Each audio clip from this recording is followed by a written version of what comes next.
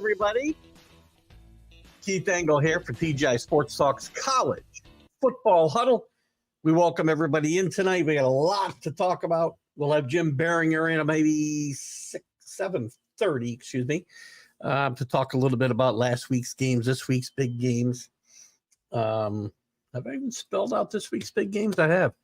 I want to welcome everybody watching tonight on TGI Sports Talk, of course, on Northeast Streaming Sports, on Let's Talk Sports. I think we're on Zodiac tonight, and you can catch us. Listen, like and share the show. Share it with your friends. We've had a lot of new viewers recently, a lot of new people watching in the groups that I share to.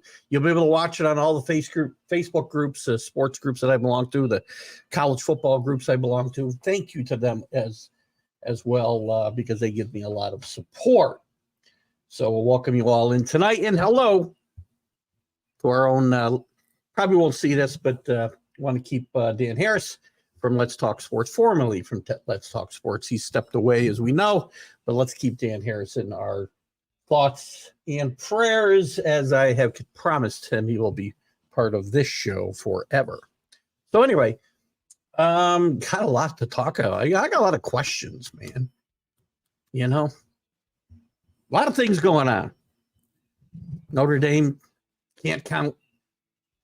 Ryan Day goes off on Lou Holtz and other people about, Ohio State not being tough. Well, are they tough? Great game-winning drive, but are they really tough? Texas defense comes up big. Bama rebounds, big win for Florida State. Florida State probably with the best two wins of any, combination of wins of anybody, I think, so far. We'll get into all last week's stuff. Get some takeaways from there. Get the news of the day. Look at next week's games. And we'll see what else we can talk about. And of course, your topics as well. Good evening, Dave Guyette. Big game for Syracuse this weekend, Dave, hosting Clemson. Clemson may be down. Syracuse is 4-0. Clemson may be down, but it's always a big game when they come into town. So good luck to Syracuse this weekend. And Anthony Price, good evening. How are you tonight? Anthony, if you're one of the two remaining survivors in the NFL pool, congratulations. I have no clue who's left. I'm guessing Bill Pulver went out last weekend, but that's just a guess. Oh, that's still you, Anthony. So anybody who joins us tonight, obviously, bring your topics and your comments. We'll get into some scores. I'm going to go through the scoreboard a little bit from last week. When Jim Biringer comes on, we'll kind of get his take on last week's action. Maybe I'll get his take on some of the takes I come up with before we come up with before he joins us. And then we'll look at some of the big games with him coming up this week. Notre Dame at Duke. Huge game coming up. Huge. Let's look at the top scores from last week. Get some takeaways from these games. By the way, Mel Tucker today officially fired by Michigan State. We may look a little bit at some of the candidates to replace him full-time, including Mark D'Antonio, by the way, their former coach who Mel Tucker replaced. And they wrote it up good, firing him for cause. They wanted to make sure that they laid it on thick, and they did. Last week's games in the top 25, as we know, Ohio State with a rousing last-minute drive. Some dispute about whether there should have been a second on the clock if you're a gambler at the end. But nice drive. McCord, who didn't have a great night, leads that drive, shows some moxie in my mind. Notre Dame, as you know by now, had 10 men on the field on the winning touchdown. The missing guy would have been right in the hole where he ran. Not sure I'm buying Marcus Freeman's explanation that he thought it was better to take the penalty or not take the penalty. They didn't have any timeouts. Didn't want to take a penalty and give him 6 inches. But he thought it was better to play with 10 guys, especially. And then they run right where the guy's missing. They're trying to get defensive linemen on the field. Bad look for Notre Dame. Bad look for the coaching staff. Admit your mistake and move on. Notre Dame showed me some stuff here. I mean, it was a good football game. And then there's Ryan Day after the game ripping it. It's nice to see Ryan Day emotional. But, did this game prove to me that Ohio State's tough? Look, great last drive.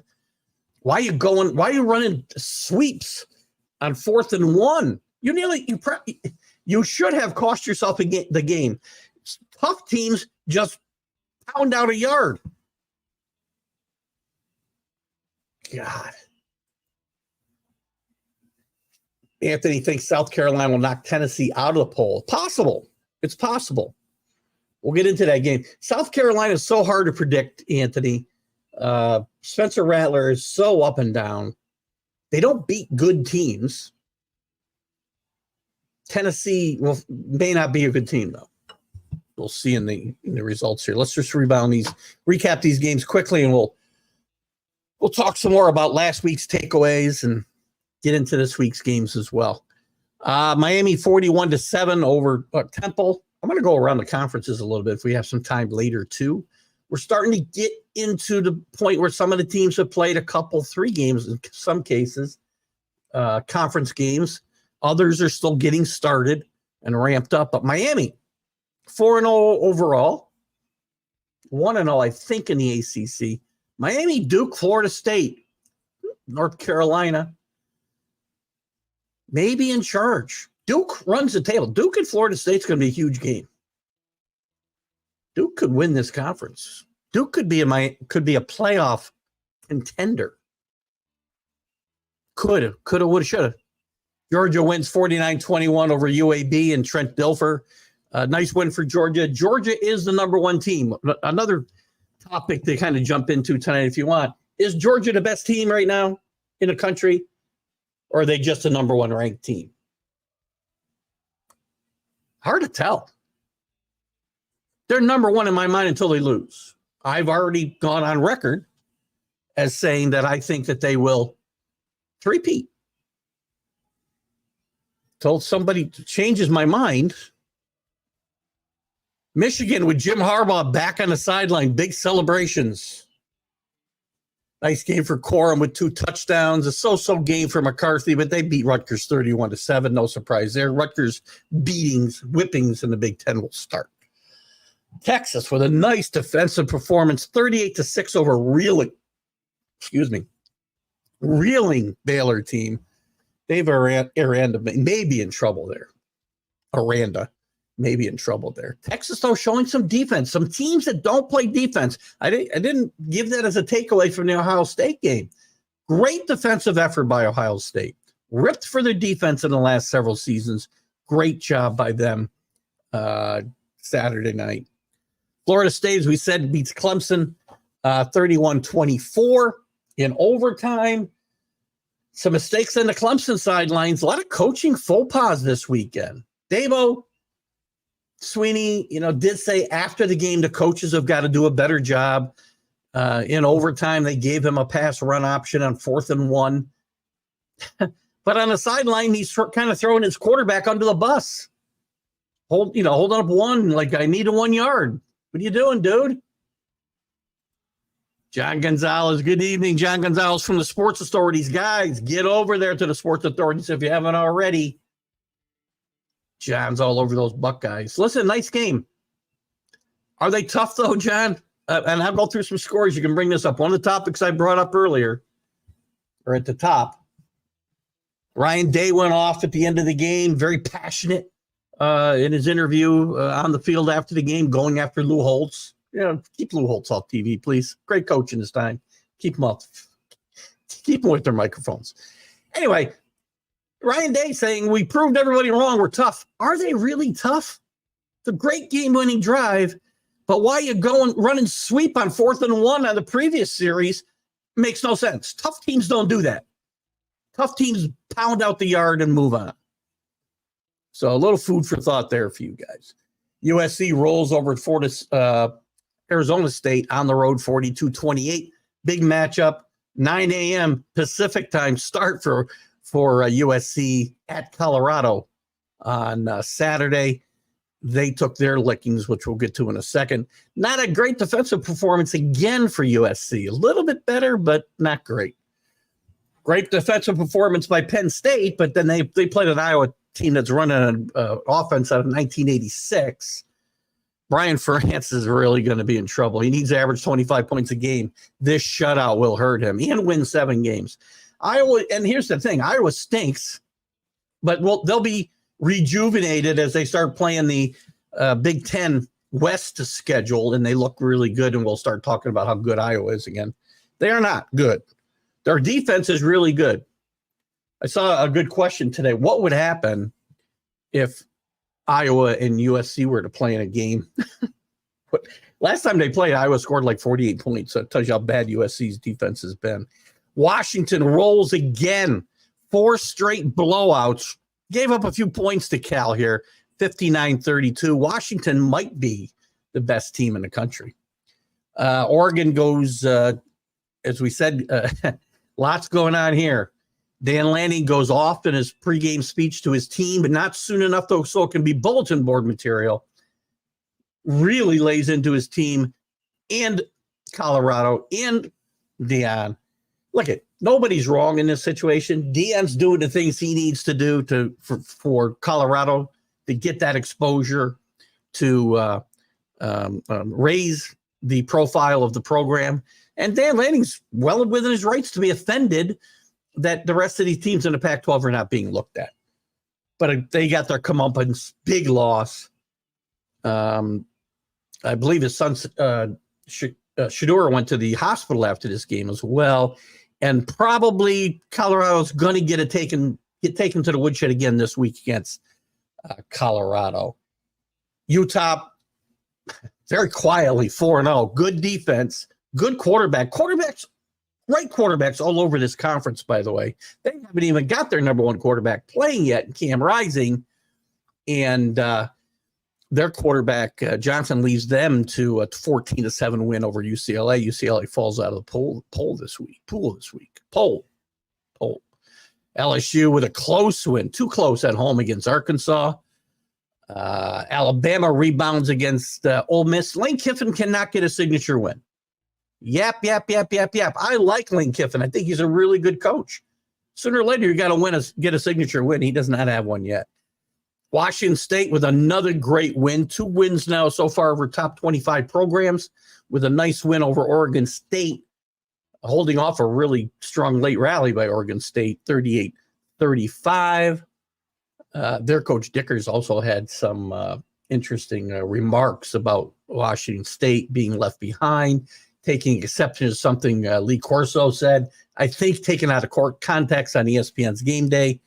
We'll talk a little bit about that if we have time. Oklahoma, Cincinnati. Oklahoma wins again. Cincinnati's Big 12 debut. The fans were ready. The team was 20-6 Oklahoma. I've said all along, Georgia, Ohio State, Oklahoma, Florida State, your Final 4. So far, I'm tracking okay. North Carolina 41-24 over Pittsburgh. Put those comments up. I'm going to come to them in just a second. Duke demolishes UConn. UConn, a great story under Jim Moore last year, but they had a lot of close games against some really bad teams. 41-7, 0-4 now, UConn. I said North Carolina, I think, beats Pittsburgh on the road. Good win there. Tennessee destroys one of my favorite teams and coaches, Texas San Antonio, 45-14. Anthony mentioned before he thinks South Carolina beats Tennessee this week. And Florida rolls over Charlotte 22-7 at home. I don't know if that's really rolling, though. So, again, some great takeaways here. Let me get your comments here. What do we got while I was away? Not too much, I guess. Just one. Rick Sherlock, good morning. Good morning. What the hell am I saying? Good morning. Well, some program notes here in a little bit, by the way. Notre Dame's coaches with 10 men on the field. Agreed, Rick. You know, it's bad enough. It's bad enough you play with 10 men in the field. After the game, just admit you made a mistake. Don't try to sell me that you really believe the coaching staff and you, Marcus Freeman, and I like Marcus Freeman. I think he's done a good job. And I think he's going to be a very good coach for Notre Dame going forward. But Just own up to your mistake. We counted wrong. We screwed up. Don't try to sell me that you thought it was a better idea to play with 10 guys than take a 6-inch penalty. You had no timeouts. I get that. But you're trying to get a defensive lineman on the field, and they ran right where your hole was. So please, just after the game, just say, we screwed up. I respect that more than, this, we just, it was a coaching decision. We thought 10 men would be fine. Really, guys? Come on. Oh, God. Were there any other big games around FBS we want to talk about? Well, we do like to report the Military Academy, so we'll look at a couple other scores. Wisconsin, big over Purdue. North Carolina State with a back-and-forth win over Virginia. Virginia would play the game their own 4. We know the situation they had with the tragic shootings there, and the fact that they're playing football, is a plus.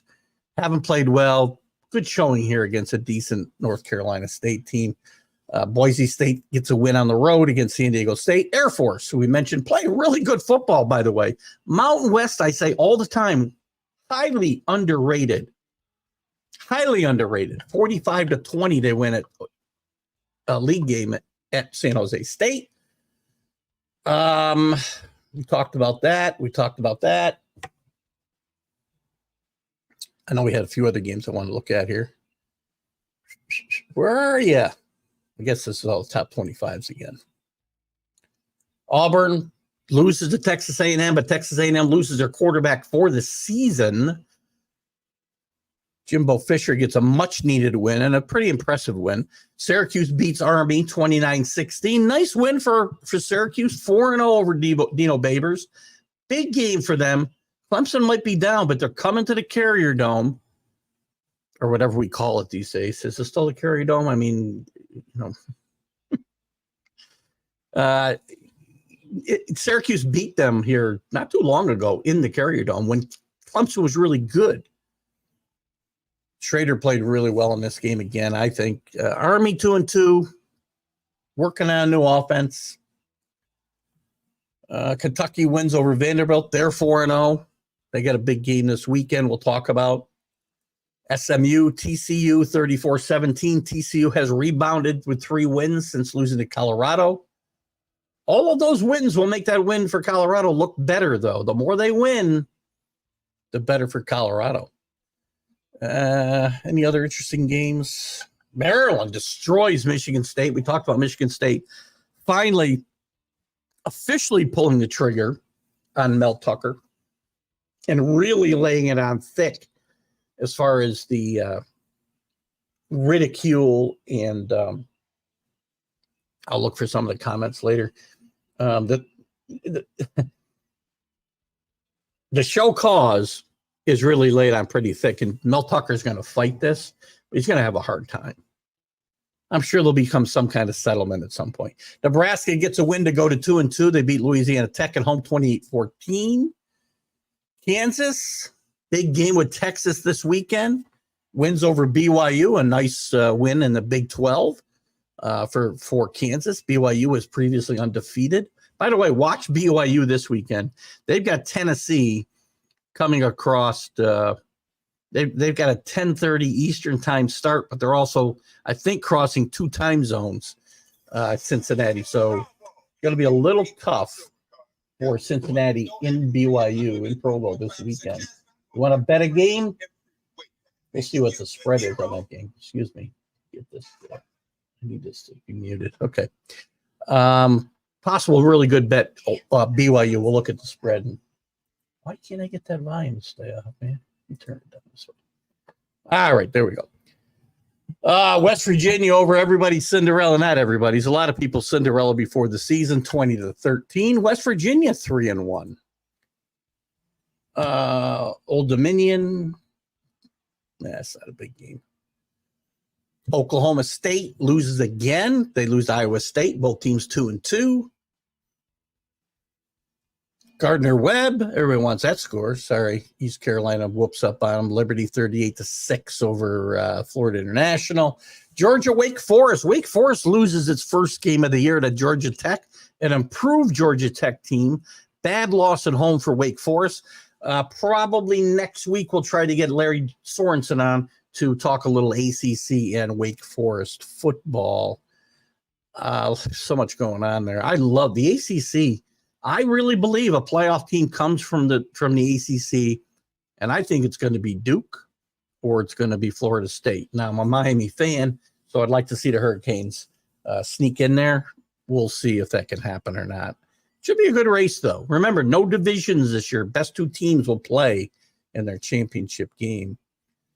Other games we want to talk about here.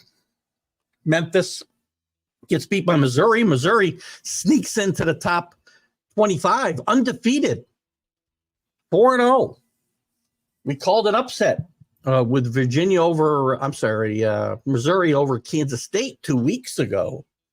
Missouri's running rampant right now, 4-0. Big win for them. Northwestern gets a win over Minnesota. That's as bad a loss as Minnesota could have. Anybody who loses to Northwestern in the Big Ten this year, there's going to be some questions. South Carolina, who Anthony mentioned, likes to knock off Tennessee this week, 37-30 over Mississippi State. Mississippi State struggling, 2-2. Both teams are 2-2. Mississippi State will play, I think, Alabama this week. We'll look at that in a second. UCF loses to Kansas State. They bounce back 44-31.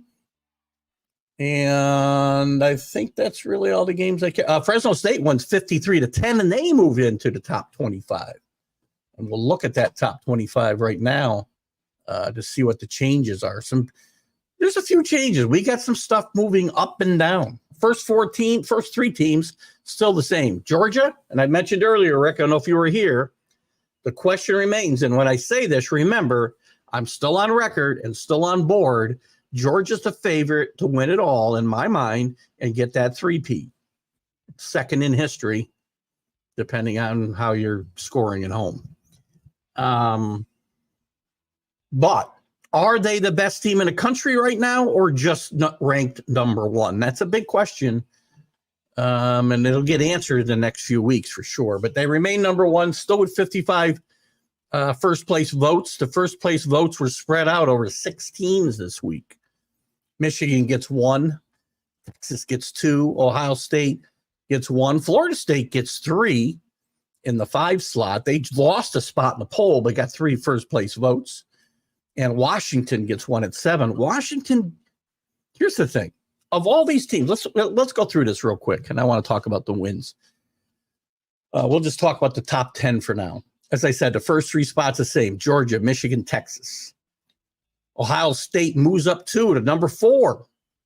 Now, we're using the AP poll, remember, until such time as the playoff rankings start. Coaches' poll is a bit different. 6 is Penn State, up 1. Washington up 1 to 7. I may have already said that. USC, with a win, drops 3 spots from 5 to 8. Oregon up 1 with their big win over Colorado. Utah up 1 with their really good win, I think, over UCLA, still playing with their backup quarterback. Now, here's the thing. Who's the best team? I think we can safely say they're in the top 10. Right now, Georgia, to me, Georgia's number 1 until they lose. Michigan better make hay in the Big Ten. They don't have any out-of-conference games that will really get them over the hump. If they have a loss, if they have to come up and match schedules against somebody to sneak into the 4th spot, let's say, in the playoff, they're going to have trouble. I still have this up here, and I don't know why I haven't changed my banner at all. They're going to have some trouble. Again, matching resumes with almost anybody. Georgia will have some signature wins. Texas has already gone out of conference and beaten Alabama on the road. Ohio State with a nice win over Notre Dame. Florida State with maybe the best 2 wins of anybody when you couple it with, the upset of LSU in the beginning of the season. Now they beat Clemson on the road. Clemson down is still a tough team to beat at home. So that's 2 good wins for Florida State. Maybe the best 2 of the top 10. Penn State dismantles Iowa. Still not a believer until they beat Ohio State and Michigan. I think he's 2-7, James Franklin, against those two teams. Washington 4-0. Now, maybe the quality hasn't been there possibly, but they've been just dismantling everybody they play. No clunkers. Maybe they had a little bit of a hiccup on defense this week, but still end winning by 30 points almost. USC, no big wins there. Defense still suspect against really bad teams. Oregon with a nice, they've got some nice wins, dismantling teams, scoring tons of points. Defense is really good, but you can't just point to this Colorado win at home and say, well, they're the best team. And Utah just consistent. They've beaten Florida. They've beaten UCLA. Who else have they beaten? Now I'm curious. Baylor and Weber State. They're going to have the Holy War coming up here in a few weeks. They don't have a Holy War matchup this year. No kidding. No games with BYU. Next year they'll be conference rivals. So that's a rivalry that will be back. So again, are there things to take away? Georgia untested in my mind yet, but still number one until they're pushed. Michigan still needs to be pushed. Texas, tough game this week with Kansas at home. They'll have the Red River rivalry, which I think will decide the Big 12 coming up later this year. Ohio State, listen, Ryan Day, you didn't prove you're tough to me. You just didn't. And I will say this much. Maybe they didn't prove their toughness necessarily to me because anytime you're going to run a sweep on 4th and 1 or less than 1, I don't know what you're thinking about. You think you're a tough football team. Why are you calling that play? Now, their defense has improved. We'll give them that. So from a toughness standpoint, the defense playing much better. And an uneven performance, though, against a good Notre Dame team. Florida State got caught looking ahead a little bit, survived it at Boston College 2 weeks ago, gets a good win at Clemson, as we said. Question marks. Washington, we still want to see play somebody. USC's got to play somebody. They play Colorado this week. Let's see what their defense does with that Colorado offense, which didn't even show up last week, or Oregon just destroyed them. You can look at it any way you want. And I do see Jim Biringer here. We'll bring him in here just a second before we look at any more of these rankings. And we'll get Jim's take on some of the things that we've been talking about so far and some of the things that we'll want to look at this weekend. Let me find a little banner for Jim before I bring him in. Good evening, Jim Biringer. How are you? What's up, buddy? How we doing? Awesome. Great to have you with us. I'm trying to write out the last couple of days here before I go on vacation because I got a badly needed 10-day vacation coming here. There you go. I'm doing well. Thanks. Always a pleasure here talking some college football here on a Wednesday. Oh, God. So I know we talked a little bit Sunday, but here's a couple of things. I just want to throw a couple of things out at you that I took away from this weekend. All right. I like it. Back to earth, exposed a bit. Don't tell me about Hunter being out. There's going to be no difference in this game. Ohio State, Ryan Day goes off. Great drive by them at the end of the game, but are they tough, really? Are they really tough when you're not pounding out 1 yard and you're trying to run sweeps to get that 1 yard on the drive before? Some question marks there.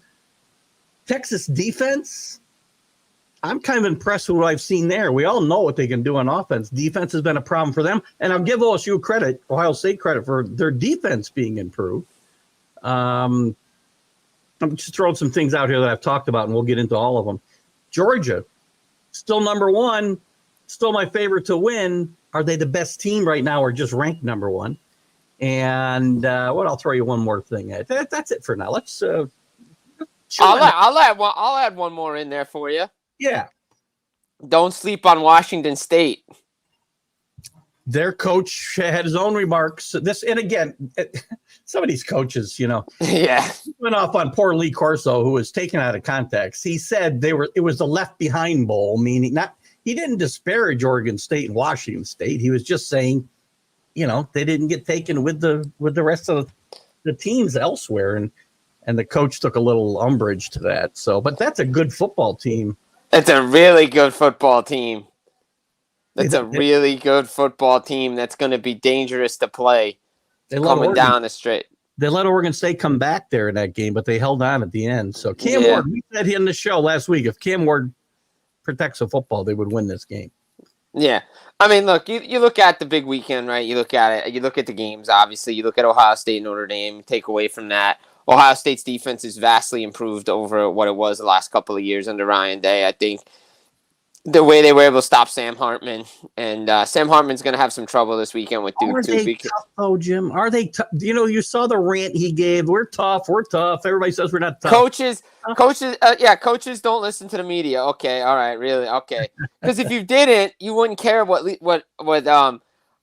Holtz said or what Lee Corso says or all this says. It doesn't matter. They stepped up when they needed to. The defense held it together. They made Notre Dame throw the football on a drive to get the stop clock, get the extra time. Yep. They ran smart plays. They were able to convert. Kyle McCord was able to convert. Ajuka was able to do what they had to do, train them. Like, all those guys, they were able to step up when it mattered. And Ohio State's defense has been a question mark, especially when they played Michigan. And to me right now, they have a good defense, and that could be the difference in them winning the Big Ten and not winning the Big Ten. Well, it's funny because this is a great win for them. Don't get me wrong. And by the way, that's the best. It'll be better than any out of conference win Michigan has all year. Oh, absolutely. But this is all this is moot if they don't beat Michigan. So right, exactly. It doesn't matter. And but I will say to everybody who says, "Oh well, it wasn't important to Notre Dame." This game was damn sure important to Notre Dame, because let me tell you something. One loss Notre Dame, and there's 4 one-loss champions or an undefeated champion and another. They ain't getting in this playoff. So it's going to be real. And look out, like I said, they're going to Durham this weekend. They have to play a very good top 10 defense in Duke. Duke beat Clemson. I know Sam Hartman's come from the ACC, he's seen this team, but Mike Elko's got this Duke team playing really well. I would not be surprised if there's an upset in Durham this weekend. With a fighting athletic quarterback too. I love that quarterback. Right. So, and then you go back to the weekend. Oregon, I think, is probably the best team, along with Washington in the Pac-12. But again, there's so many good teams because that conference is so deep in their last year of existence. Look, everybody knows what Colorado was. They beat TCU. They beat Nebraska. Nebraska's not a good team. They should have lost to Colorado State and didn't because their team wasn't ready to play. Travis Hunter being there wouldn't have mattered. Oregon would have killed them anyway.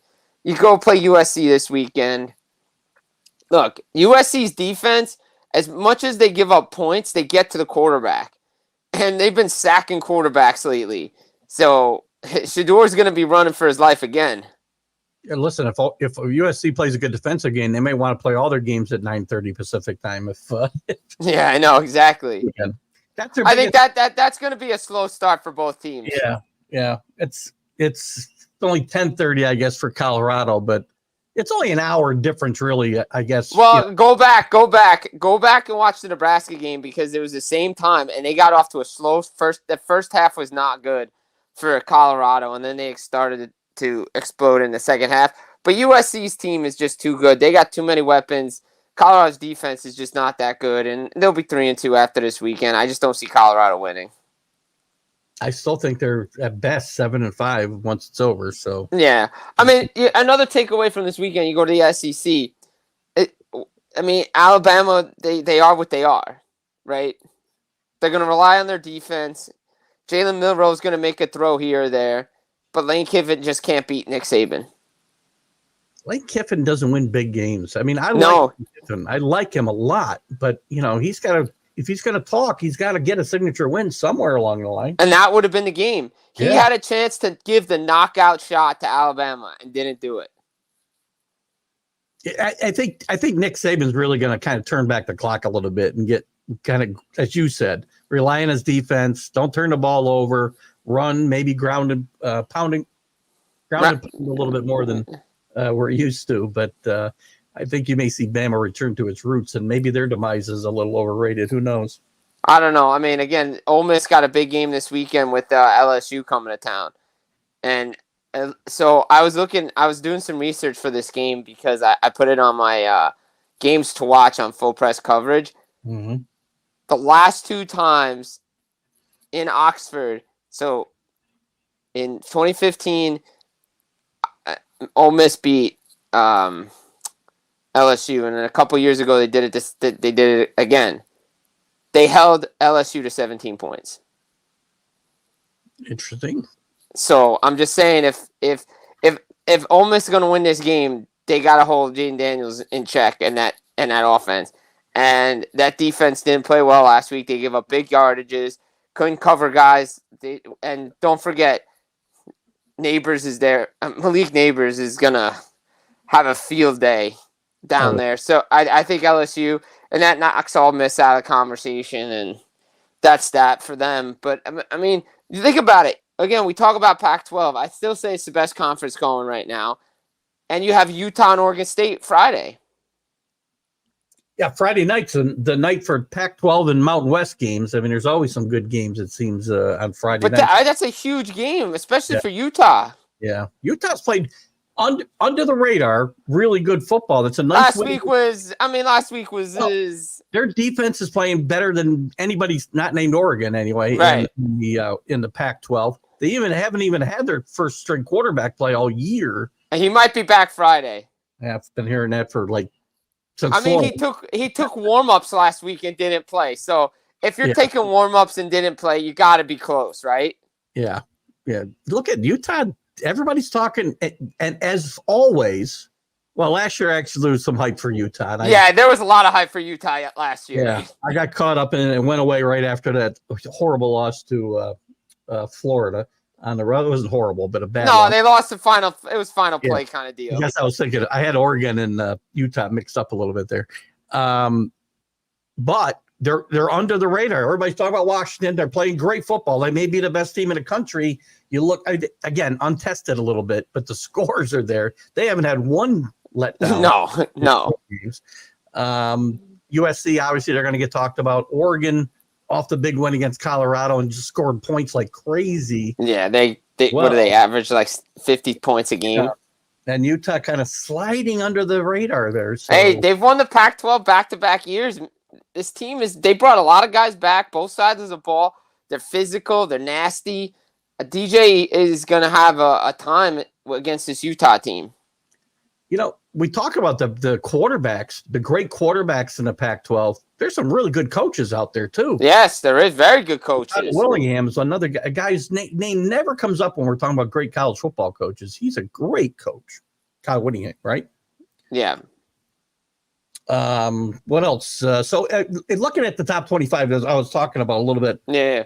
When you came in, any surprises there? We had. I just went through the top 10. Which, listen to me, you can rank these teams pretty much in any order right now, and it wouldn't bother me that much. No, I mean, again, it does. I mean, look, we all know it doesn't matter until in 2 weeks when the first college football poll comes out. So these AP polls are great.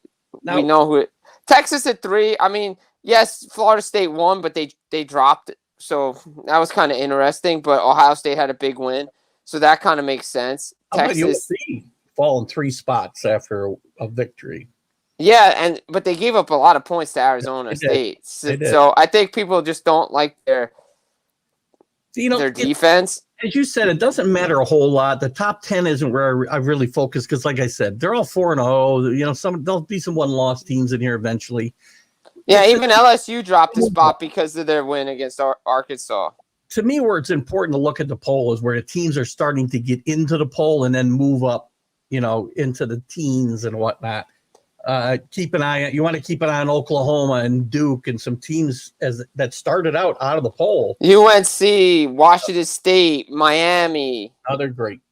All great examples. Missouri jumps in the poll this week. They're off to a Kansas is off to a 4-0 start. big game in Texas this weekend. That'll be interesting, actually. They might lose. They'll probably lose.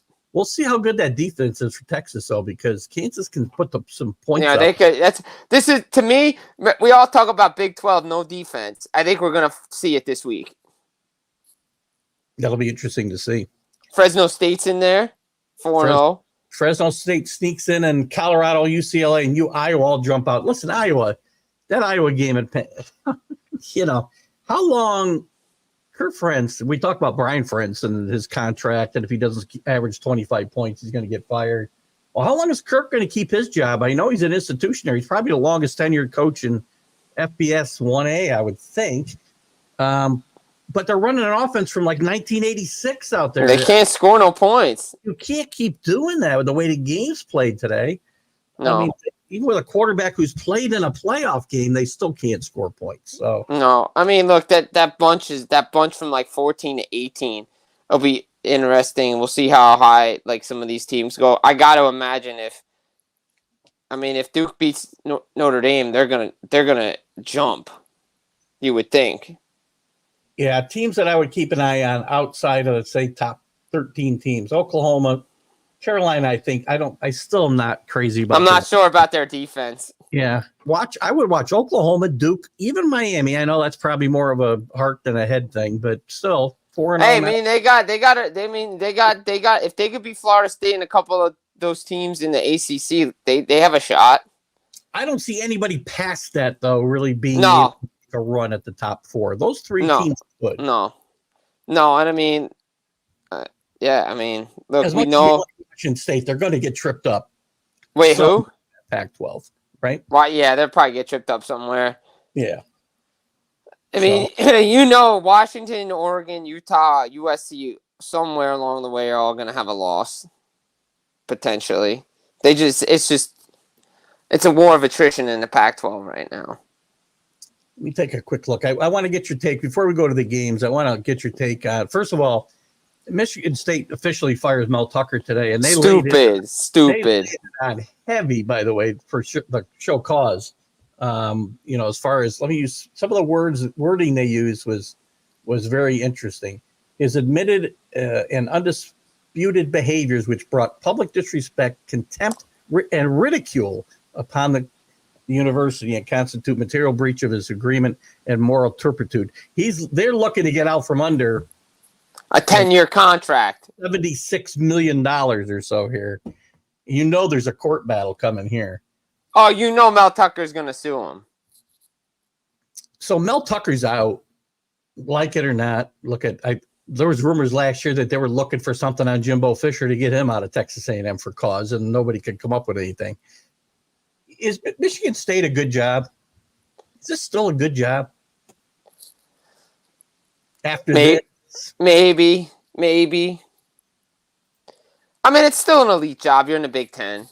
You are in the Big Ten. I mean, are you going to attract the kind of coach that, they may that they think they may deserve? I mean, what's his name at Kansas State? Kleinsman? What the hell's his name? Yeah. You know what I'm talking about. He pulled his name out, Kleiman. He pulls his name out. There's talk about PJ Fleck from Minnesota being interested. Stay in Minnesota, PJ. Keep the boat there. By the way, one of the worst losses on the card last week was Minnesota losing to Northwestern. Any Big Ten team that loses Northwestern this year, you've got to have a gut check after that. That's not good. That's a very bad loss. I mean, it's still a good job. I mean, we know Michigan State. I mean, they got to a Big Ten championship game. I think they made the playoff one year too. They did like 2015 or 16 with Mark D'Antonio. Yeah. By the way, one of the candidates to come back. He's on the staff now. I mean, Mark D'Antonio was a great coach for Sparty. I mean, he had that team playing hard every game. Yeah. I just felt he kind of got a rough deal there, to be honest. I did too, but I mean, I think it's still a good job. One name Go ahead. You could get recruits to come there. It's still a Big Ten. One name I see on there that I don't like seeing is Bill O'Brien. But no, Bill O'Brien can stay. could stay put in pros. I'd like to see him coaching my quarterback for a while, actually. Yeah, exactly. Yeah, so I don't think Bill O'Brien's going to go there. Any other major news items or takeaways before we look at this week's game? Oh yeah, the committee met in Chicago these past 2 days. Yeah. They were talking about the playoff, and there were rumors that potentially could go to 5+7 with the 5 automatic bids and then 7 at large. But they're going to keep it 6-6 for at least 2 years and find out, or they're shelving it until the situation out west is settled. Well, those were the words I saw. Yeah, that is exactly what they said. In fact, the AAC commissioner said yesterday he was okay with the 5 and 7 if they go there, because that's still giving the top group of 5. I saw he said he didn't like it, though. No, he's okay with it because now you've only got 4 power conferences. Right. The 5 will still give the best of the others. Right. Mountain West and AAC, right? Yeah, it's probably going to be those 2 conferences more years than not. I mean, I guess somebody could slide in there from Sun Belt or whatever. Bell Conference USA or something. Yeah. Still, that's going to take some doing to get there. But that still gives them that 1 automatic bid, which I think they'll be fine with. I thought, and you're probably right when they did say 2 years, but they put that caveat in there. If the Pac-12 thing gets resolved this year, then after next year, they could get away from the 6-6. I'm thinking. Yeah, I think from my understanding of the rule book and the bylaws, the Pac-12 can technically have 2 teams for at least 2 years until they can add more teams. Like you can be under the threshold of 8 for 2 years. Right. But then after that, then you don't exist. Well, that brings, and I don't know that you and I have had a chance to talk about it. I've talked about it a couple of times. The choices for Oregon State and Washington State. They can try to. Did Keith Freeze? The logo, and there's still some value in the brand. Especially after this year. With those 2 teams, as the flagships, and then you go and you raid the Mountain West for their best teams. You go to the AAC. Or you merge, and you just say, hey, the Mountain West doesn't exist anymore. You're the Pac-12. If I'm the Mountain West, that's a good deal for me. It is a good deal for me. Better TV revenue. Everything is better. Better exposure. Maybe you keep your Power 5, tag if you're lucky. But I think it's going to be hard. I think the logistics are going to be so hard. The much easier thing to do is just say, okay, we're going to go to the Mountain West and we're done. Less litigation. There's so many money considerations that I don't even understand them all. Yeah, there's too many. There's too much money involved, man. There's a lot of courtroom battles probably to come with Oregon State and Washington State with the teams that are leaving the Pac-12, because they're claiming, we're entitled to all the money now. You've made your choice to leave. You announced you were leaving. You're not entitled to anything that we get revenue-wise after you've made your announcement. So there's going to be a lot of. I just wish the leadership, and I know I'm beating a dead horse and going to go on a soapbox, but I just wish the leadership of the NCAA and the guy at the Pac-12 just took a firmer stand and didn't allow this to happen.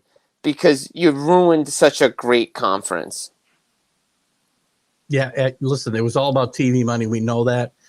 As funny as it turns out now, if they'd all been patient, things might have worked out differently, and they might have got that TV contract. Based on Colorado alone.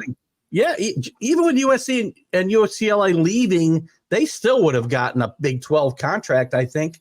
Letting this season play out the way that it looks like it's going to, I think the money would have been there. You could have brought in a couple of teams to replace them, but the commissioner's got to be at fault here for letting this thing fall apart. Yeah, they got it. He's definitely at fault for this because he should have took a firmer stand and said, no, you guys can't do this. You guys have to play it out.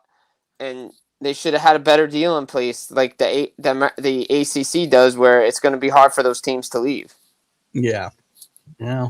It's going to be interesting to see how this plays out. Let's go to the schedule, right? Let's go to the schedule. Let's start with that big game on Friday night. We'll start in the top 25, and then we'll look at some of the best of the rest. Utah at Oregon State. Oregon State trying to rebound from a tough loss at Wazoo. I like Utah here.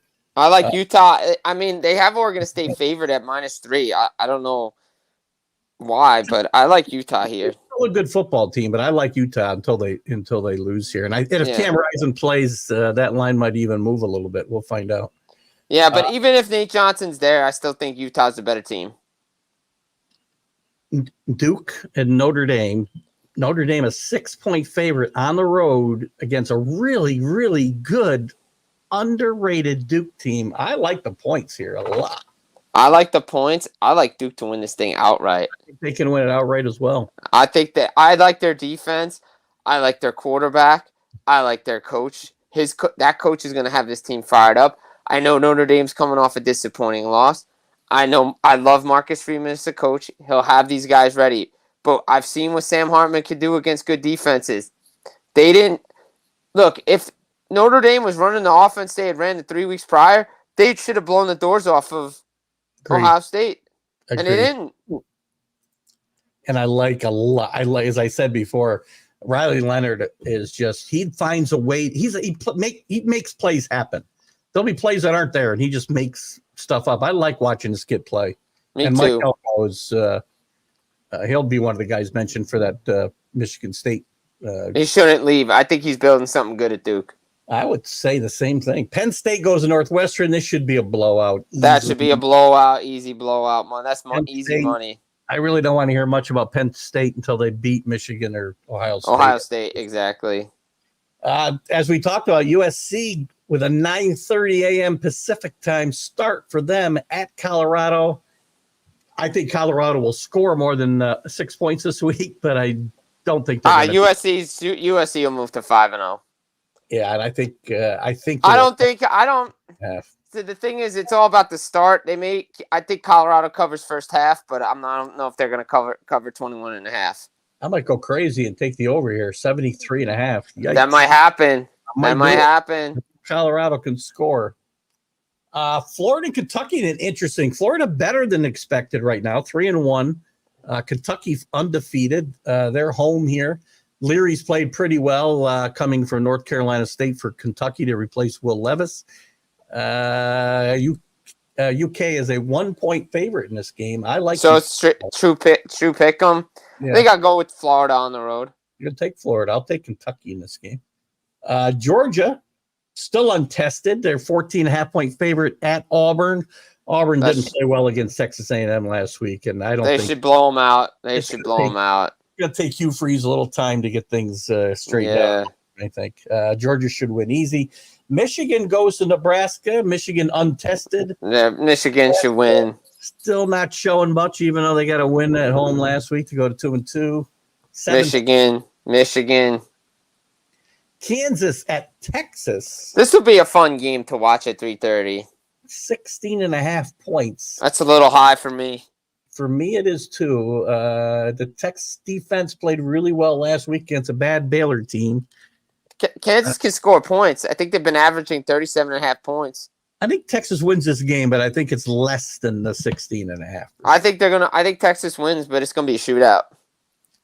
Missouri at Vanderbilt, 13.5-point favorite. They are on the road. Vanderbilt's really no good. Missouri should win. And a really good matchup that you mentioned earlier, LSU goes to Ole Miss. LSU is a 2.5-point favorite on the road. I think LSU wins this game. I just like their offense too much. Ole Miss defense did not show up. Jackson Dart better have a better game for Ole Miss to win, but I think the Tigers are going to 4-1. LSU's got to play better than they played last week at home against Arkansas, though. Yeah. Sure. I don't think they can be given the excuse of looking ahead. No. Oregon gets a breather. Yeah, exactly. Oregon 5-0. Expect another. This is another stack game for Bo Nix and company. Bye week. Bye week, exactly. Oklahoma, same thing. Bye week at home against Iowa State. What has happened to Matt Campbell? My God, his star has fallen so far. He was mentioned for every job in the country for like 3 straight years, and now, listen, he's not. No, I mean, though Oklahoma hasn't really impressed on offense, though, and they're 4-0, but you know, their defense is actually really good at Oklahoma, something we haven't said in a long time about. Good evening, Alan. Alan's calling for the upset of Kansas over Texas. Kansas. I think they'll keep it close. I just think Texas finds a way. You know what? I still think this league, I will say this, Alan, and I said it for a while. I think this Big 12 comes down to Oklahoma. It'll come down to the Red River rivalry, and Oklahoma, your Oklahoma team, Alan, will come out on top. Well, that would mean that Texas and Oklahoma would play each other twice then, right? They could play in the championship game, sure. Right. Yep. Very good possibility of that happening, actually. South Carolina, Tennessee. Tennessee should win. Anthony Price, his big upset was South Carolina beating Tennessee this week. I think Tennessee will win this game. Spencer Rattler's just too inconsistent. This team doesn't beat anybody that's any good, ever. Nope. I do like their coach. Shane Beamer's a really good coach. Shane Beamer, great coach. I do think he'll get this thing figured out eventually. What else we got here? Bama at Mississippi State, man. That's woo. You know, I fell into this trap when LSU went up there a couple of weeks ago. I thought Mississippi State would have a chance to win that game and at least cover, and they got their pants handed to them. So I think Alabama. Yeah, but Alabama's a different team, man. That offense is just not that good. I think Alabama wins this game, but it might be a lot closer than 14. Me too. Washington goes to Arizona. Bye week for Washington. No offense to Arizona, who's 3-1, but Michael Penix Jr. is going to have another stats game. Got to be the Heisman leader right now, don't you think? Clubhouse leader right now. Yeah, for sure. 16 touchdowns already for Michael Penix Jr. Sorry. Nevada plays Fresno State. This should Fresno should go to 5-0. Other games of note. All right, let's go. One I like, and I think BYU is a great bet this week. That's gonna be a good game. Cincinnati's having. We talked about that's an early start, and Cincinnati is having to cross 2 time zones, going west. That's a Friday night. That's a Friday night game. I think that's a very tough ask for Cincinnati here, and I think BYU goes to 4-1 here. What's the line in that game, by the way? It is 2 for Cincinnati. Wow, I love BYU in this game. I think BYU covers. I'm all over that. That better be in the cigar box picks this week. I got one for you. Yep, throw it at me. I got one for you at 12 o'clock. Don't know why Clemson's favored 6.5 at Syracuse. Usually teams go there and lose. So I think Syracuse in the Dome. I'll take Syracuse in the Dome. I had that one written down here as well. And Syracuse, listen, Dino Babers is a very underrated coach, and he's got it going there pretty good. So I see Alan's got a couple of comments here. Let's grab them before we while you looking for some other games. Oklahoma defense has allowed the fewest points. I did say that their defense is vastly improved. Something we haven't really said about Oklahoma. They score and they give up a lot, but now they're playing a lot better defense because the offense is just not scoring points. I do agree, but we have to see them tested first. I want to see them good offense before I get too excited. Me too. Number 2 scoring defense, Alan says. Other games of note, I can read. Michigan State and Iowa, low-scoring affair? Michigan State and Iowa should be a very low-scoring affair, like a nothing game, probably. I like Maryland this weekend. Who they got coming in there? Is it Indiana? Do they have Indiana? Yeah, they do have Indiana coming in there. Like Maryland this weekend. We talked about South Carolina. TCU, West Virginia, an interesting game. That's a good game. That's actually a sneaky good game. Yeah, TCU's bounced back with 3 wins after losing to Colorado. West Virginia off to a pretty good 3-1 start. Yeah, that should be a good game. I like that game. Who else did I have here? San Diego State Air Force should be a fun one. I always have the military academies here. South Florida will play Navy. I like Navy in an upset here. San Diego State and Air Force. Air Force is really good. 4-0. Yeah. Really been scoring some points as well. And Army's actually on a bye this week. So you got Texas. How about Texas A&M Arkansas? That's an interesting game. Very interesting, especially since the quarterback is out for a year for Texas A&M as Jimbo Fisher gets another bad break. But I might like Arkansas in this game. Me too. Me too. And the hot seat gets hotter for Jimbo. I think Jimbo might be gone after this year, or they're going to give him another shot because of injuries. And that's really all I have that really makes sense. There's not a lot of standout games. It's not like last year we had like No. 7-pack of like great games. No. There's still a lot of good games on the card. Yeah, you still got 4 games of top 25 ranked opponents, so that's not too bad. Plus some of We're now in the conference play, so this is good. This is what I get excited about. I like conference play. Now we start to find out who's really good and who's not. And you're going to start to see these teams start to separate a little bit, I think, that are bunched up. I agree. All right, Jim, I'm going to let you run. Excellent having you with us tonight. I appreciate it as always. Always a pleasure. Always a pleasure. You know this. Just so you know, and you don't feel slighted, I'm going to be on vacation. So my Sunday stream of consciousness the next 2 Sundays and next week's college football is going to be kind of on the fly on the cruise ship. So I'll probably do it, but I don't know when. So all right, sounds good. We'll catch up. If it's during the day on Wednesday, let me know. I'll try to. You know what I'll do is when I do it, maybe I'll just send you off a quick invite if you get a chance to jump on while I'm doing it. Because I might do it a half hour, or it might do it an hour and a half. Depends on how many drinks I got in me. Hey guys, I just gotta tell you, this is my send off for tonight. I watch college football every Saturday. I love the games. I stay up late to watch games. I turn on the pros the next day. That shit's boring as hell. After watching Saturday, I'm dead serious. Like I love the NFL. I love football, but college football is so much more exciting.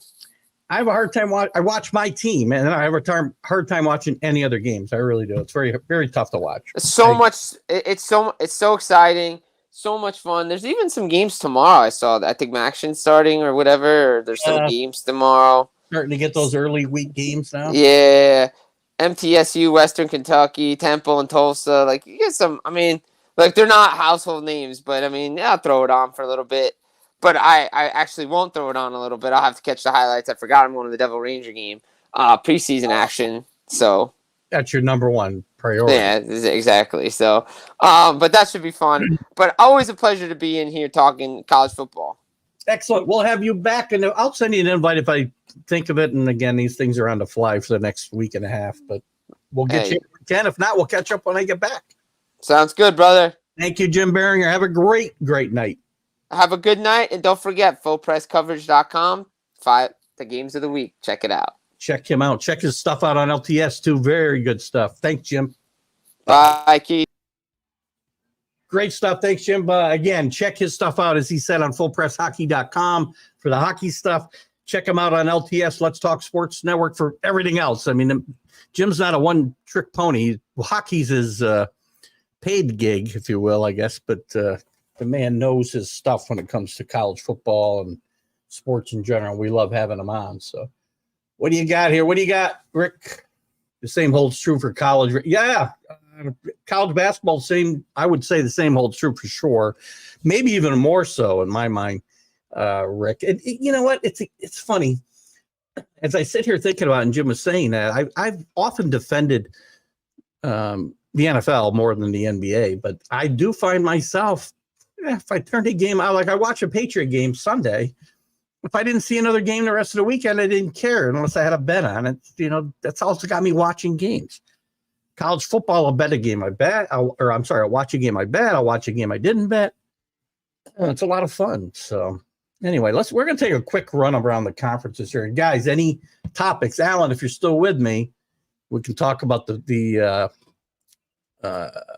Big 12 a little bit if you want. We are starting into conference plays. We'll take a quick run around the conferences, and some of them are just barely getting started. For instance, the AAC has only had a couple of conference games so far. Memphis is 1-0. South Florida is 1-0. I do like Navy in a AAC matchup this weekend. I like them a lot against South Florida on the road. I don't know why I like them. I just do. So they're the only teams that have won any games, and Rice and Navy are the only teams that have lost any games in conference. Non-conference standouts, Memphis is off to a 3-1 start. Tulane's off to a 3-1 start. Very tough loss to Mississippi. That hurt them a little bit. Let me put my banner up here to go around these conferences. Where am I? Well, I had a banner. Here we go. Swing around college football. So those are the teams that are doing well there. The Atlantic Coast Conference. This is going to be, along with the Pac-12, I think a much improved race this year. No divisions. Best two teams will play in the playoff. Florida State off to a great start, as we talked about, maybe with the best two wins of the early season of all the top 10 teams. Louisville, they're 2-0 in conference, 4-0 overall. Louisville off to a surprising 2-0 start and 4-0 overall. We've already talked about Duke, and I think Duke is going to be a dangerous team. Keep your eye on them. North Carolina State, they're all have 2 or 1 wins, undefeated, we'll say. Miami hasn't played anything yet. Syracuse will play their first conference game against Clemson tomorrow. Clemson already 0-2, along with Boston College in the AAC. Florida, Louisville, Duke, North Carolina, all off to 4-0 starts. Miami off to 4-0 start. Syracuse off to a 4-0 start. Going to be a tough conference. You're going to get the best two teams this year as well. And again, we'll try to get out next week. I can't get Larry in. I said I'd have Larry in next week. When I get back from vacation in 2 weeks, we'll try to get Larry Sorensen in to catch us up on everything he can bring to the table about the ACC. Big 12. Few 1-0 teams: Kansas, Oklahoma, Texas, Kansas State, TCU, West Virginia, Iowa State have all won. The rest of the teams have all lost. As far as quick starts for overall, Kansas, Texas, Oklahoma, all 4-0. Kansas State, 3-1, but not a good loss, to Missouri. TCU with a bad loss to Colorado. West Virginia with a bad loss to Penn State. So we'll see. Oklahoma's still my pick to come out of this league and be in the Final Four. As I skipped it in the ACC, Florida State still my pick there. Duke a dark horse, but Florida State I've got in the playoff, but you cannot discount Duke. The Big Ten. Penn State 2-0. Yeah, well, they haven't played Ohio State or Michigan yet, have they? Maryland 1-0 with a nice win last week over Michigan State, a big win over Michigan State. Michigan, these teams are all 1-0. Best to look at them out conference. Penn State's 4-0, Maryland 4-0, surprising. Michigan, no surprise there. Ohio State, nice win over Notre Dame. Probably the best non-conference win in the conference. Not probably, it is. Rutgers off to a 3-1 start, but they got handed their pants last week against Michigan. So no surprise there. Any surprises out west? Wisconsin 3-1, but a loss to Washington State, but not as bad as loss as you might think. As we've seen Washington State really playing good football and moving up that poll. Northwestern, surprisingly, in second place in that division. They've already won 2 games. I didn't think they'd win a game all year. They've won 2 games. They're 2-2 overall. And Minnesota with a bad loss to Northwestern last week. Nebraska's still looking for their first Big Ten win under Matt Rule. They'll try to get it against Michigan at home this week. Good luck with that. Conference USA, Liberty off to a 2-0 start. 4-0 overall. Jacksonville State is 3-1 overall. Right now, they're major competitors. But watch out for Western Kentucky in this conference. And watch out for Louisiana Tech, always pretty good. The Independents, which is shrinking, by the way, as Liberty has joined a conference this year. Somebody else joined a conference as well. But we're down to 4 independent teams. Notre Dame, obviously, the cream of the crop. Army 2-2, as we said, unveiling a new offense. Massachusetts and UConn, both no good. 1-8 combined. Mid-American, Ohio off to a 4-1 start. Overall, not a bad start for them. Toledo off to a 3-1 start. So those are 2 teams to keep an eye on for maybe some decent bowl positions later on in the year. But we'll follow these conferences as they get more into it. Out in the Mountain West, one of my underrated conferences, the AAC gets a lot of the pub for the group of 5, and I've been on that bandwagon myself in recent years. But Mountain West, really good, deep league in my mind. Air Force is off to a 2-0 start in conference, 4-0 overall. They've already scored 139 points in 4 games. This is a good football team. Calhoun's been there a while. I like them to win this conference, even though number 25 Fresno State hasn't played a conference game yet, outscoring Air Force. Watch out for these two. I think they'll battle it out. Wyoming's got a good team, though. They're 3-1 with a big win over Texas Tech. So some good stuff coming out of the Mountain West. The Pac-12, USC 2-0 in conference. Bunch of 1-0 teams. The really good stories, obviously, USC, Oregon, Utah, Washington State, all 4-0, all really good teams, all with really good quarterbacks, all with really good coaches. This is a really good, deep league, and it's a shame what's happened to it. I see a comment up there. I'll get to you in just a second. I'm going to finish up these last 2 conferences. We'll take your comments, and we'll maybe go through a couple other conversation points depending on what you guys throw at me. We can certainly cover stuff we covered earlier if you're joining us late. Southeast Conference, nobody really tested yet. LSU in the West is 2-0. Georgia, Kentucky, Florida, all 1-0 in the East. South Carolina 1-1. Florida, Kentucky, both 4-0 starts. Missouri 4-0 start in the polls this week. Congrats to them. Good job getting out of the gate there. Alabama rebounds. They're undefeated. 1-0 in the conference. 3-1. We'll see. Big game. Alabama this week against Ole Miss. I'm sorry, Mississippi State, and Ole Miss and LSU, I think, are the big matchups myself in the SEC this weekend. These things will start to unfold a little more, as we said. Sun Belt, not really much to report there. Georgia State is off to an impressive 4-0 start. James Madison, don't sleep on in this conference, obviously. Still bowl ineligible, I believe, this year.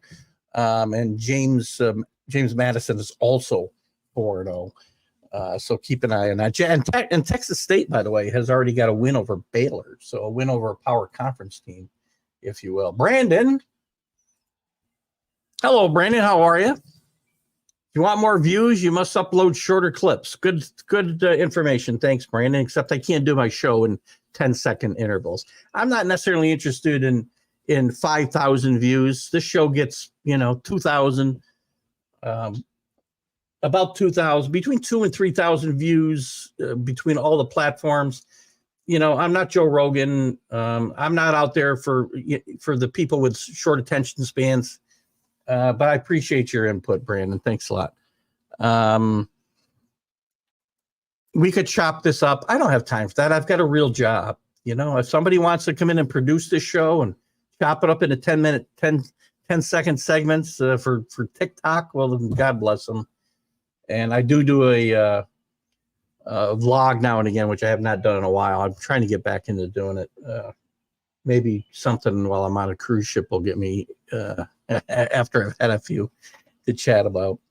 A couple other topics we can jump into before we jump out. The new rules in college football have not seemed to shorten games. I don't know if it's the commercials. I don't know if it's TV timeouts, which I guess lead to commercials. But as you may or may not know, the clock rules have changed, where the clock does not stop on every first down the entire game anymore and waits until the ball is set. I don't know. These guys come in and thanks, Brandon, but I don't know. I don't know why that bugs me. Appreciate your help. Sorry, just get distracted. Anyway, the first down does not stop the clock all through the game, only in the last 2 minutes of each half. Then the marker, while the marker gets moved, the ball gets set, the clock stopped. Hasn't had much impact, though. Very little impact, in fact.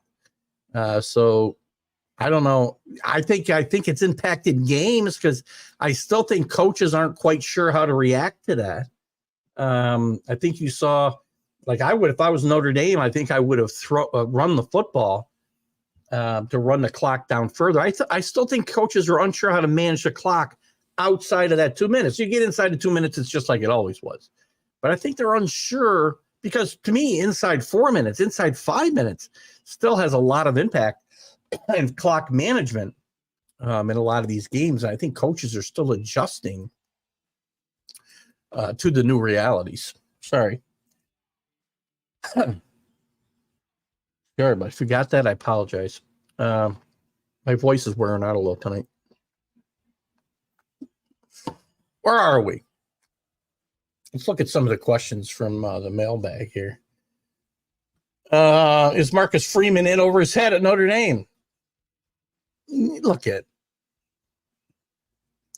I know you can't have 10 men on the field on the final 2 plays of the game. We talk about the last play, but it was the final 2 plays.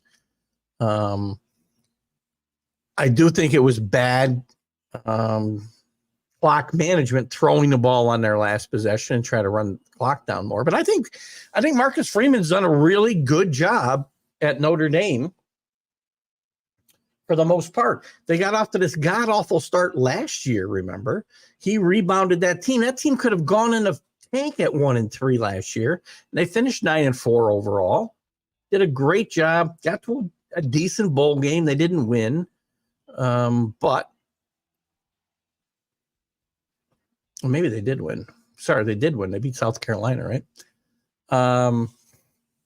But I don't think he's in over his head. He was able to get the best quarterback Notre Dame's had in decades, maybe the best quarterback since Joe Montana. Rick Meyer, I guess, was a great college quarterback, but Sam Hartman is one of the best guys they've had there. Freeman got him to come here for his last season, if you will. He's also got one of the best prospects in the country, and CJ Carr committed after this for next year. So does that mean anything with the transfer portal? I don't know, but I think there's still enough evidence here that he's done a good job bringing in running backs, wide receivers. The recruiting classes for the next couple of years are really strong, better than what Brian Kelly did. Still, the jury's still out, but they're different draft classes or recruiting classes, I can tell you. So anyway, I do not think he's in over his head. Which do you see most likely to happen? Penn State beats both Michigan and Ohio State. Michigan beats both Penn State and OSU, or OSU beats both Penn State and Michigan. I think the last is the most likely to happen. And again, if these teams round robin each other, it's possible an 11-1 Big Ten team doesn't get chosen for the playoff. It's possible. Depending on what happens out in the Pac-12, depending on what happens in the Big 12 and the ACC. If you have an undefeated team come out of somewhere, it's possible one of these Power 5 conferences is going to get left out no matter what. Who's it going to be? Could be the Big Ten this year. Could be the SEC. Could be the SEC because they're not as good. The Pac-12 because they're too good.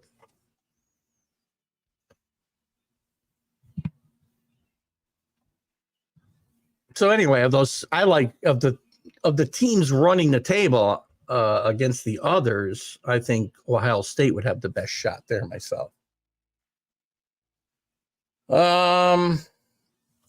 Is it better for USC to fire Alex Grinch now? Listen, he's not good, Alex Grinch, right? But Lincoln Riley brought him with him from Oklahoma. He believes in him. Firing coordinators, and that doesn't give you a head start, by the way. I mean, they could bring in somebody like Jim Leonard, who's got to step down from defensive coordinator right now at Illinois. He'd be a good selection here, but Lincoln Riley's got his guy you don't get a head start on recruiting and whatnot by changing coordinators in the middle of the year. The only reason to do that would be to have an immediate impact this year. And you're not going to change your whole scheme. So, I don't think you're going to see the kind of impact that you think you would have just firing the defensive line coach. I'm sorry, the defensive coordinator, by the way.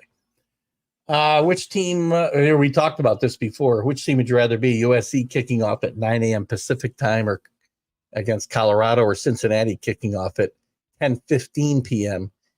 Against BYU?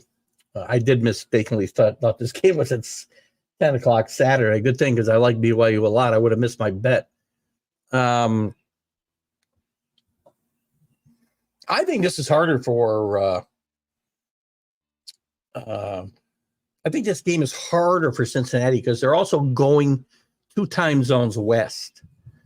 So I think their clock's going to be messed up a little bit more than USC's. Playing that late, also traveling back in time, I almost said. But I think it's going to be harder for Cincinnati, and I like BYU a lot on Friday night. That'll be one of my wagers if it's available to me. And if not, I'll bet it on DraftKings. If Iowa's offense plays USC's defense with a black hole engulf the earth. Oh, God.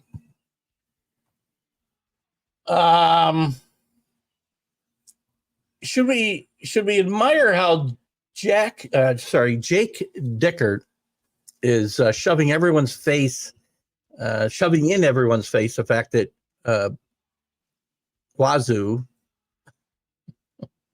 Washington State University, was skipped over in realignment? I think it's good that he has that fire. I think it's good for his team. It's good for Oregon State the same way, to be able to fire those kids up. He took umbrage to something he thought Lee Corso said on ESPN's Game Day. He did not say it. What he said was it was the Left Behind Bowl. And Dickert took it to mean, he was disparaging his team, and that's not what he meant. It was simply a matchup of 2 teams that are left in the Pac-12. And maybe those 2 teams will rebuild it. Washington State's really good. Ward is really good. And if he plays mistake-free football, this team will, if their defense holds up, because they did almost blow this game to Oregon State, but Oregon State's very good. And they've already got a nice win over Wisconsin. So I like this team, and I like the way Lanning, and I like the way that